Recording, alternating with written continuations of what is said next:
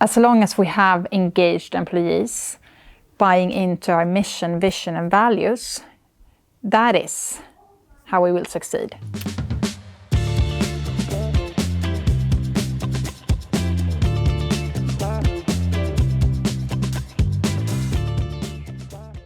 We constantly need to evaluate everything we do, and like, is this still valid? Is it working? Could we tweak it? Could we be more clear in our way of communicating? This value, is it really relevant right now? Okay, it is, good. So constantly questioning, listening to feedback. So not guarding, but making sure that they are relevant and that they are alive. I think that is one of my job, although I don't think it's HR's responsibility, because it's everyone's responsibility to make sure that we are all demonstrating the values and give feedback if we're not. The foundation was we put the patient first, and that was so important to us because that's the whole reason for our existence, right? That is why Johannes and the other co-founders started CHRO, because they believed no one put the patient first. It was about, we tell you when you can seek help. We are available when it fits us, not when it fits you. This is the way we've always worked. These are our processes. This is adapted to the system. Not thinking about, but how much is adapted to the patient and the patient needs. So putting the patient first for us, that will always guide us in everything we do. When we started, everyone said that this is impossible. You cannot provide digital, healthcare consultations, clinician consultations via video. That's absolutely impossible. It should be legal. You shouldn't do it. It's not good. So we were doing something that no one else believed in.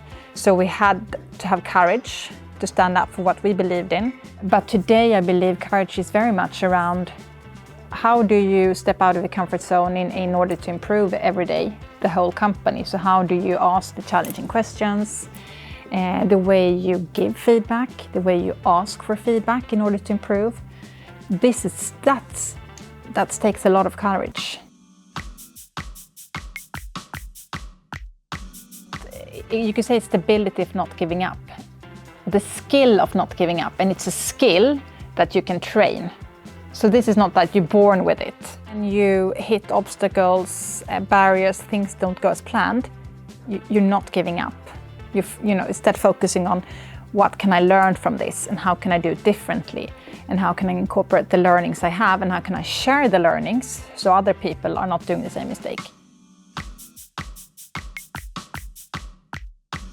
Definitely has been such a case from the beginning with the founders and the core team who'd already been working a couple of years when I joined.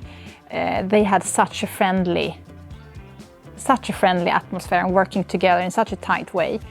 And of course we wanted to keep it that way. So we kept on recruiting brilliant people who definitely buying into our values, different competences, different personalities, different backgrounds for sure, but all being super friendly because that is important to us. And we want to keep that atmosphere because we believe in, we know that if you're in a team where you feel safe, you have that psychological safety, you feel you could be your true self, you will be more creative, you will come up with greater ideas, you can solve problems easier together, and we know for sure there will be a lot of problems and we need to solve them, so we need to have this team working together. But if you have someone who's not believing in working together, they will not be able to succeed here because there's not one person in this company who can do anything without collaborating with anyone else.